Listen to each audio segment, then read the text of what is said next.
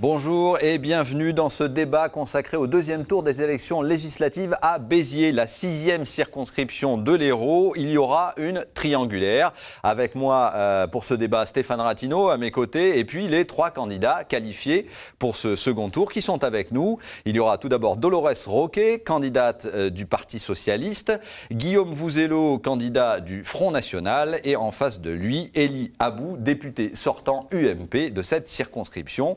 Première question à vous, Elie Abou, vous êtes arrivé en tête au premier tour.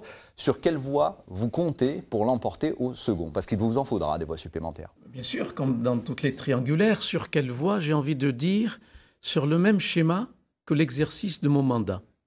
Le respect de tous les citoyens, le respect de tous les électeurs. D'un côté, j'ai montré aux électeurs qui ont choisi le Front national que j'ai été intraitable avec les sujets qui touchent les symboles de la République, les valeurs de la nation, contre les fraudes sociales. De l'autre côté, j'ai montré par mon quotidien, par l'exercice du mandat, avec tous les maires de la circonscription, une disponibilité, une proximité, un esprit non partisan, un esprit républicain, un esprit ouvert à tous. Voilà la voie de cette semaine qui résume quelque part l'exercice de 5 années de mandat. Alors Guillaume Vouzelot, est-ce que vous trouvez que Elie Abou a été assez intraitable pour que vos électeurs puissent se reporter vers lui au second tour? Vous êtes arrivé 3e. Non, je ne crois pas. Vous savez, si on prend les problèmes dans l'ordre, que ce soit d'un point de vue identitaire, d'un point de vue physique, d'un point de vue économique ou social, M. Abou n'a jamais protégé les Français. Bien au contraire, il a tout voté ce qu'avait demandé Sarkozy. À savoir, si on prend le problème de l'immigration, il est entré en France 203 000 personnes chaque année, soit 1 million de personnes. Voilà, donc concrètement, nous avons eu une démobilisation, nous, sur ce premier tour. Marine Le Pen avait fait 19 000 voix et nous n'avons réalisé que 11 000. Donc aujourd'hui, je m'adresse directement à l'ensemble des Biterroises et des Biterrois qui ont voté contre les traités européens à me rejoindre. Comment vous l'expliquez d'ailleurs, cette baisse entre le premier tour de la présidentielle et puis votre score? L'électorat populaire n'a pas saisi le sens national de cette élection. Et je dois dire que le système UMPS avait tout intérêt à jouer entre eux. Avait tout intérêt, parce qu'ils ont une clientèle électorale, avait tout intérêt à ne pas trop parler de ces élections. C'est comme ça que vous expliquez ce Oui, et c'est pour ça que j'irai dans les quartiers populaires pour remobiliser notre électorat. Dolores Roquet, vous vous situez comment, vous, dans ce second tour qui s'amorce entre ces 2 candidats? Moi, je me situe, je crois, de façon assez favorable. Je suis seconde dans cette triangulaire. Justement, l'électorat populaire dont vous parlez, Monsieur Vouzelot, a marqué sa volonté de rejoindre le changement. Et l'a compris, et j'ai beaucoup œuvré dans ces quartiers-là, on a fait beaucoup de pédagogie, donc il me semble, moi, que la volonté de changement de l'électorat, même de l'électorat le plus populaire, va dans le sens justement d'une candidature socialiste à l'Assemblée nationale. Elie Abou, vous avez soufflé dimanche soir en étant premier? Écoutez, au départ, je ne pouvais pas comparer le score que nous avons fait, parce que je pense aussi à ma suppléante, nous sommes 2 dans ce combat.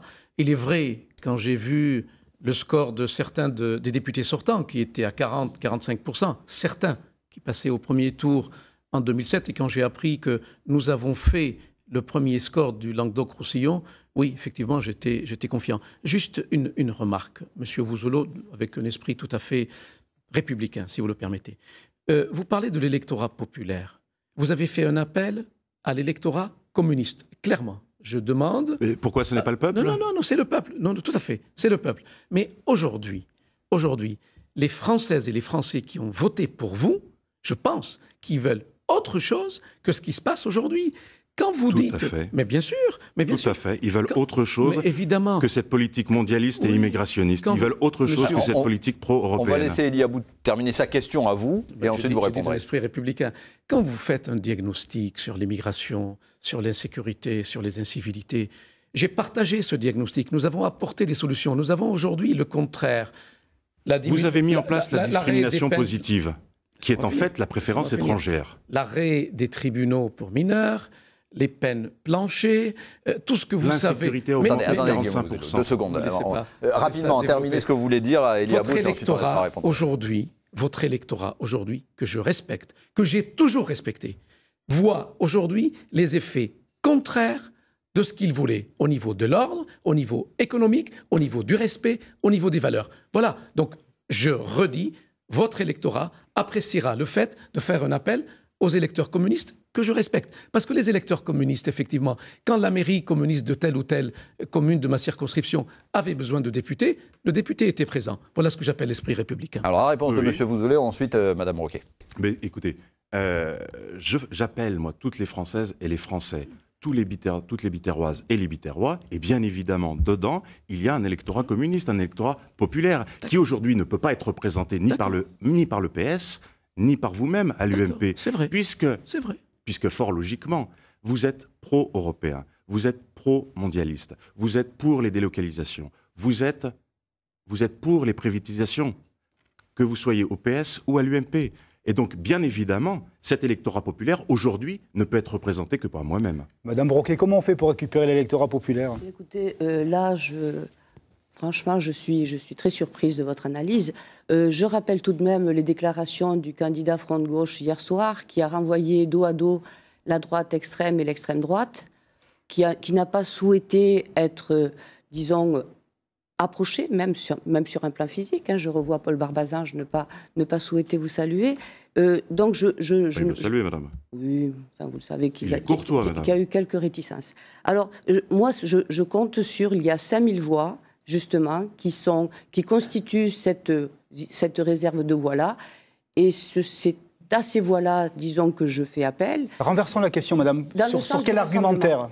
Alors, sur quel argumentaire? Parce que, écoutez, c'est très simple. Par rapport aux réformes du dernier quinquennat, que mon voisin, qu'Elie Aboud a voté comme un seul homme. En ce qui me concerne, j'étais sur le terrain des luttes à Béziers contre ces réformes-là, à Béziers dans le Biterrois, en tant que syndicaliste, en tant qu'enseignante, aux côtés d'ailleurs de l'électorat communiste, aux côtés de l'électorat d'extrême gauche, aux côtés d'ailleurs de façon très peu partisane, aux côtés de tous ceux qui se sont opposés à ces réformes-là. Donc, je me sens une proximité. Vous avez des valeurs en commun. On a forcément des valeurs en commun, et nous avons eu des luttes communes également. Alors, donc, je vois mal comment vous pouvez vous approprier cet électorat-là. Il y a vous, P comme populaire à fin du MP, ça a disparu ou pas alors? Quand on écoute M. Vouzelot et Mme Roquet, on a Non, ça n'a jamais disparu, et je confirme. Mais je sais que mes deux collègues ont des cases à cocher. Les cases de l'UMPS, les cases de l'électorat populaire. Mais l'électorat populaire, on ne peut pas venir une fois tous les 5 ans, 3 semaines, 1 mois, 3 mois, allez, je vous l'accorde, 3 mois, avant leur dire « nous sommes là, nous sommes à votre écoute, nous sommes proches, votez pour nous ». Je pense qu'ils en ont assez, ils le diront. Moi, je fais confiance au bon sens des Français, je fais confiance au bon sens des électeurs, des électrices, qui ont fait un choix, et d'ailleurs j'ai rencontré beaucoup de gens, que ce soit à l'extrême droite, donc au Front National. Non, c'est votre ami M. Troise, l'extrême droite, c'est pas nous. Oui, mais c'est le Front National qui m'ont dit qu'on a été extrêmement sensible à tous les arguments, à votre présence, à votre proximité, comme j'ai rencontré des électeurs de gauche qui savent très bien que j'ai un esprit qui n'est absolument pas très rapidement, il y a quand même un bémol, c'est la dynamique autour du président François Hollande qu'on a vu un petit peu partout et dont Mme Roquet est aujourd'hui le témoignage par sa présence. Tout le monde disait qu'on aura un duel, j'étais le seul. Et ça, ce sont des preuves avec vos collègues journalistes, de la presse écrite ou même à la télé. J'étais le seul à dire, ce n'est pas vrai. Moi, je m'attends à une triangulaire. Il est tout à fait logique que la candidate, qui porte les couleurs de la majorité présidentielle soit au second tour. Et je dirais même, tant mieux pour la démocratie. Alors moi, j'ai juste une question. Au niveau des valeurs, Guillaume Vouzelot, est-ce que vous vous sentez plus proche d'Elie Aboud ou de Dolores Roquet, tout simplement? Mais écoutez, économiquement, je me sentirais certainement beaucoup plus proche d'Elie Aboud. Socialement, beaucoup plus proche de Mme Roquet. Mais ça, c'est un peu le grand écart. En fait. Mais non, ça n'est pas le grand écart. C'est ça le Front National. Le Front National sont des gens de droite et de gauche qui en revanche, ont un point commun, c'est la défense de la nation, la défense de nos compatriotes. En prenant d'abord la préférence nationale, pour l'emploi, pour le logement, pour les aides sociales.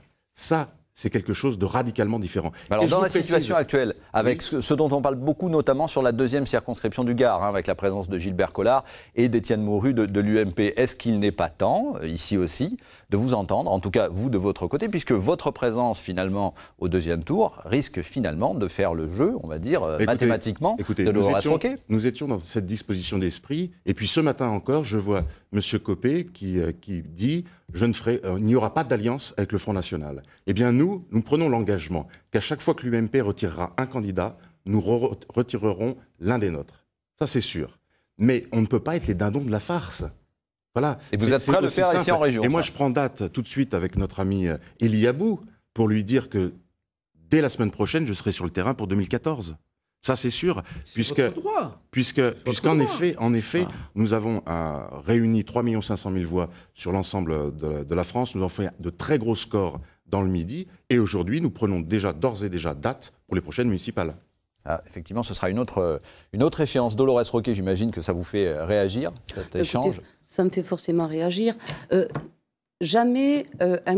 Vous n'êtes pas sans ignorer que Béziers est une citadelle de droite. Nous avons un maire, un sénateur... Elle est devenue une citadelle de droite. Enfin, elle est devenue, mais nous avons depuis un certain temps. Depuis 1995. Depuis 1995, tout à fait. Donc, notre député sortant est également, même étiqueté droite populaire. Je l'assume. Non, mais je le sais. Je l'assume pleinement. Oui. Enfin, parce que je ne sais pas, vous ne savez pas de quoi il s'agit, donc vous le dites, mais bon, c'est pas grave. Moi, je le sais, M. Aboud. Qu'est-ce que ça veut dire alors pour vous? Et puis après, on va la droite populaire, c'est tout de même... moi, je ferai un distinguo entre l'UMP et la droite populaire, à savoir que il y a quand même... regardez la campagne droitière de M. Copé, qui a frisé, ou qui en tout cas a flirté avec les thèses que M. Vouzelot représente ici. Certains... notamment l'ancien Premier ministre, était beaucoup plus réservé. Donc voilà, il y a également... Nous n'avons pas à... Mais non, Mme Roquet, c'est la droite qui veulent de nos voix, mais pas de nos gueules. FN, selon vous. Mais bien entendu. Voilà. Bien entendu. Alors, après, moi, je dirais que sur le Biterrois, je vois mal comment... on pourrait afficher un optimisme de tout craint, alors que jamais nous n'avons été aussi près. Nous avons augmenté le score du dernier candidat socialiste de façon assez conséquente et jamais les scores de l'UMP et du PS n'ont été aussi proches. Donc, contrairement à ce que... M. Vouzelot, prétention, je n'affiche... Moi, je dis c'est une triangulaire. Laissez finir Dolorès Roquet, puis on va venir à vous. Ne vous énervez pas, Madame Roquet, je vous en prie. Mais je ne m'énerve pas, et vous le savez. Bon. Alors, mais ne m'interrompez pas. Arrêtons ce petit jeu. Allez, Dolorès Roquet, qui n'est pas énervé, va finir, et M. Abou, qui est très calme lui aussi, va enchaîner. Moi, je tiens encore à remercier tous les Biterrois, sans exclusif, qui se sont portés sur ma candidature, et à dire effectivement que la réserve de voix de gauche, et j'insiste sur cette étiquette-là, eh bien, me permettrait d'être, disons, raisonnablement optimiste. Mais Elie Abou, pour rester sur les valeurs droite populaire, et c'est antinomique avec droite sociale? Mais pas c'est ce que nous a dit la candidate socialiste. Vous pensez que populaire, c'est antinomique avec Je vous pose la social. question. Et d'ailleurs, je lance un pari à Madame Roquet. Elle le sait au fond d'elle, elle ne peut pas le dire. Qui connaît les organismes sociaux dans le Biterrois? Qui accompagne les gens quand ils sont en souffrance, dans le besoin, personnellement? C'était votre travail. Pour aider. Oui, c'est mon travail, mais je suis fier de le faire. Sauf que ces organismes-là ne vous connaissent pas. Je suis désolé. Je reviens. Ne vous abritez pas derrière le mur d'un conseil général. Je voudrais quand même dire une chose.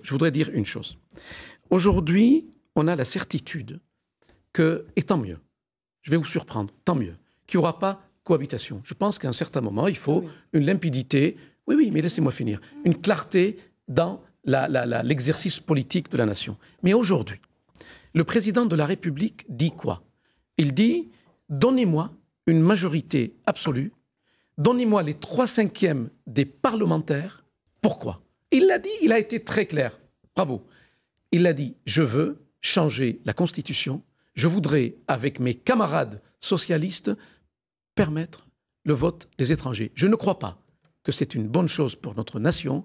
Donc ce que je dis aujourd'hui, dans une démocratie saine, il faut un socle de contre-propositions, il faut un socle d'opposition. Je n'ai pas envie de laisser des clignotants verts dans une autoroute avec une voiture qui va à une vitesse folle, il faut peut-être des contrôles radars. Et vous, je fais les confiance. étrangers, vous les avez naturalisés. Oui, c'est-à-dire qu'ils ont droit de vote à toutes les élections. Ne dites pas vous. Si, vous, à l'UMP. Oui, Je peux Si. répondre sur Dolores la Madame question, Roquet. s'il vous plaît. Du droit de vote des étrangers, je vous rappelle, Monsieur Aboud, qu'en 2007, Nicolas Sarkozy lui-même Oui, oui. trouvait... Non, attendez, Oui. non, mais si, attendez, vous permettez, hein, c'est quand même une référence de votre camp. Nicolas Sarkozy lui-même y était favorable, en disant qu'il lui semblait tout à fait intellectuellement recevable que des personnes qui travaillaient, qui payaient leur impôt, puissent participer aux élections locales. Qu'il ait changé d'avis par la suite, comme il a changé d'avis et d'orientation en bien des circonstances et en bien des points, ça lui appartient. Mais je veux dire par là que nous ne prenons pas, si vous voulez, pour nous, c'est une constante. Le Parti socialiste a toujours défendu le vote des étrangers aux élections locales, comme d'ailleurs ça les rapproche de ceux de la communauté européenne. Pourquoi un Letton ou un Bulgare pourrait voter alors que vous savez très bien qui ça vise? Alors, c'est clair. Votre position, elle est en votre honneur, elle est claire. Mais par contre, quand vous parlez du président de l'ancien président de la République. C'était en 2007, monsieur. Attendez, je n'ai jamais donné, avec tout le respect que je lui dois. Attendez, quand j'étais contre le travail le dimanche, c'était au début du mandat. Je l'ai dit, je l'ai écrit, j'étais là. Quand il fallait critiquer l'affaire d'EHPAD de Jean Sarkozy, je l'ai dit, j'ai écrit, j'étais là. C'est à la marge. Quand il fallait, c'est absolument pas à la marge. C'est absolument pas à la marge. Le vote, ce qui veut dire que je n'ai pas été un béni oui-oui, avec tout le respect que je dois à ma famille politique et à l'ancien président de la République, quand c'était pas avec mes convictions, je dis, c'est pas parce qu'il a dit en 2007 que moi je suis d'accord. Mais j'étais contre et je suis contre. Voilà. Et il n'y a que les imbéciles, en ce qui le concerne, qui ne changent pas d'avis. Guillaume Vouzello. Pour revenir à ce que disait M. Abou, et par rapport au vote des étrangers, bien évidemment, c'est inconcevable. Mais je voudrais quand même que nos amis prennent conscience que pendant 5 ans, nous avons naturalisé, vous avez naturalisé à tour de bras. Et ça, on ne peut pas l'oublier. C'est vous qui avez mis en place la discrimination positive. Voilà, vous ne pouvez pas vous en dédire aujourd'hui, M. Abou. Et ce n'est pas parce que les élections dans notre circonscription tournent mal pour vous qu'il faut... mais vous trouvez qu'elles tournent mal pour moi et pas pour vous? Absolument pas. Vous perdez... Absolument pas. Il y a un deuxième tour, vous allez le voir. Vous allez le voir. Moi, je suis pas tout à fait. Je fais pas de test là, mais ne dites pas que ça a tourné mal pour moi. J'ai le premier score de la région Languedoc-Roussillon quand même. Mais oui, mais vous êtes en grande difficulté. Hein, si vous avez lu les journaux ce matin. Est-ce que vous allez permettre peut-être avec vos électeurs d'avoir des députés socialistes dans la circonscription? De l'attitude de votre parti. Voilà. Il faut aussi un jour ou l'autre être responsable. Hein, vous appartenez à un mouvement politique. Et ça dépendra de votre mouvement politique. Ce qui est sûr, c'est que la main tendue de Marine est toujours valable. Mais votre adversaire, c'est qui aujourd'hui? Plus M. Abou que Mme Roquet? Parce que pour l'instant, la boxe est plus avec M. Abou. Hein. On est face, puisque c'est le sortant. Il y a quand même une certaine logique à nos institutions. Mais on est face à un système qui est le système UMPS. Ils sont à la fois budgétivores et fiscalistes. Je rappellerai que M. Abou, député, a voté le consentement à l'impôt. Le taux de prélèvement obligatoire de la dernière année de votre mandat est de 45,2%. François Mitterrand, on arrive à la fin de ce débat, avait réussi cet exploit qu'une seule fois en 84. Monsieur Vouzelot, vous allez voir ce que ça va donner dans 2-3 mois. Dites-le à vos électeurs, ça. C'est l'effet contraire. Je reprends ce que j'ai dit. Si vous aviez eu la majorité, ils vont avoir l'effet contraire de ce qu'ils voulaient. Si vous aviez eu la majorité, vous auriez fait la même chose parce que vous êtes pro-européen. Et l'UMPS nous conduit à l'austérité. On voit ce qui se passe en Grèce, on voit ce qui se passe en Espagne. Tout à fait, je suis d'accord. Eh bien oui, mais le problème c'est que vous avez une responsabilité et vous ne pouvez pas vous en dédire aujourd'hui. Alors, on va laisser Dolores Roquet dire quelques mots, 30 secondes, puisqu'on arrive à la fin de ce débat, et puis ensuite Elie Abou. Moi, j'aurais souhaité revenir sur une déclaration de M. Vouzello concernant les naturalisations. Alors, je ne crois pas que ce soit quelque chose qui soit marginal. Il y a quand même, vous avez imposé des règles et des restrictions énormes, notamment sur l'apprentissage du français. Je suis enseignante, nul ne l'ignore. Je me suis amusée à faire ce test en classe. Et vous avez à peu près un tiers de la classe qui ne l'a pas réussi. Autrement dit, on aurait dû déchoir de la nationalité française quelques bons petits Français. C'est dire à quel point certains étaient stigmatisés. Et pour ma part, je suis naturalisée, comme beaucoup le savent. Ça ne m'a pas empêché de devenir fonctionnaire d'État. Et ma mère parlait très mal le français. Et dans cette terre de brassage qu'est le Biterrois, nous sommes nombreux à représenter justement l'identité française avec beaucoup de fierté aujourd'hui. Alors Elie Abou, un petit mot de la fin, puis ensuite ce sera celui de... Petit mot à l'image, donc j'ai du respect pour les deux collègues qui sont donc face à moi pour ce deuxième tour. J'ai du respect pour tous les citoyens. Je m'adresse à tous les abstentionnistes. Je leur dis, faites-moi confiance. J'ai montré, vous savez, je suis médecin. Chez moi en médecine, on dit médecine fondée sur des preuves. J'ai une politique qui a été fondée sur des preuves. Voilà, j'ai besoin de leur puissance citoyenne quelque part. Allez, voilà. Très rapidement, Guillaume Vouzelot, et puis on va mettre fin à ce débat, provisoirement, bien sûr. Je ne peux pas dire un mot Eh bien écoutez, je voudrais dire à l'ensemble de nos concitoyens que ceux qui ont dit non au traité de Maastricht doivent, et au traité européen, comme le traité de Lisbonne, doivent se retrouver dans ma candidature, puisque je suis le seul à être contre cette Europe qui est en train de ruiner nos peuples et nos États. Alors 20 secondes, Dolores Roquet. Moi, je constate tout simplement que l'espoir a changé de camp dans cette circonscription et qu'avec le rassemblement de toutes les forces de gauche, on portera à l'Assemblée une députée socialiste. Merci à tous les trois. Ce sera donc le deuxième tour dimanche, comme pour toutes les autres circonscriptions. Merci d'être venus. Un temps, juste quelques secondes pour faire un jeu de chaises musicales et puis on se retrouve pour le débat sur la 8e circonscription de l'Hérault. Ne bougez pas. Vous, oui. Nous, on bouge.